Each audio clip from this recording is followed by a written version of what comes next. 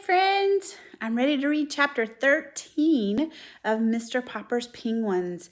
This chapter is called Money Worries. You know, it makes me wonder because I know the Poppers didn't have a whole lot of money because Mr. Popper wasn't working right now, and now they have 10 penguins to feed. I wonder what this could mean. So here comes chapter 13. There came a night, however, when Mrs. Popper, having put the children to bed, stopped Mr. Popper on his way to the cellar. "Papa," she said, "I must talk to you. Come and sit down." "Yes, my love," said Mr. Popper. "What's on your mind?"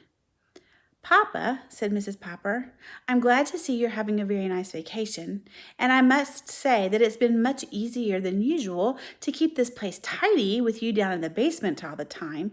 But, Papa, what are we going to do for money?" Let me turn my page.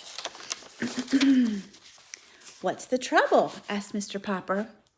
"Well, of course the penguins have to eat, but have you any idea what the bill is for all those live fish?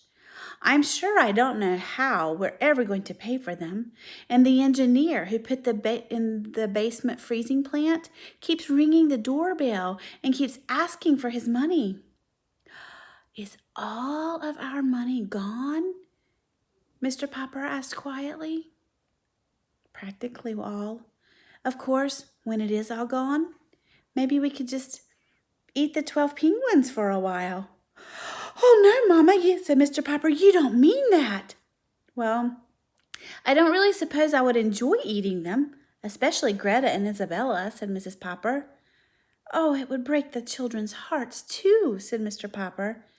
He sat there thoughtfully for a while. "I have an idea, Mama," he said at last. "Maybe we could sell them to somebody, and then we would have a little bit of money to live on," said Mrs. Popper. "No," said Mr. Popper, "I have an even better idea. We're going to keep the penguins. Mama, have you ever heard of the trained seals that act in theaters?" "Well, of course I've heard of trained seals," answered Mrs. Popper. "I even saw one time. They can balance balls on the end of their noses." "Very well then," said Mr. Popper. "If they can train dogs and they can train seals, why can't there be trained penguins?" "Perhaps you're right, Papa." "Of course I'm right, and you can help me train the penguins." The next day, they had the piano moved down into the basement over at one end of the ice rink. Mrs. Popper had not played the piano since she had married Mr. Popper, but with a little practice, she soon began to remember some of the pieces that she had forgotten. "What these little penguins like to do most," said Mr. Popper, "is to drill like an army, to watch Nelson and Columbus get into a fight with each other, and then to climb the steps and toboggan back down. So we will build our act around those tricks." "They don't need costumes anyway," said Mrs. Popper, looking at the droll little figures. "They already have a costume." So Mrs. Popper picked out 3 different tunes to play on the basement piano, one for each kind of act. Soon the penguins knew from hearing the music just what they were supposed to do. When they were supposed to parade like a lot of soldiers, Mrs. Popper would play Schubert's Military March. When Nelson and Columbus were to fight each other with their flippers, Mrs. Popper played the Merry Widow Waltz. When the penguins were supposed to climb up in toboggan, Janie and Bill would drag out into the middle of the ice 2 portable step ladders and a board that Mr. Popper had used when he was decorating houses.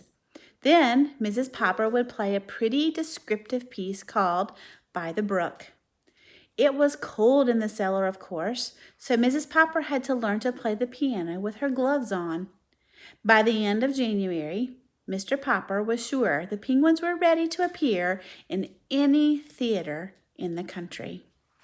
This makes me wonder if that's going to work. Is this going to solve all of their money problems? Are they going to have enough stuff to eat now so that they don't have to eat beans? Remember, they had to eat beans all the time. I hope this solves all their problems for them. I guess we'll have to find out later. Hope you have a great night, and I'll see you soon.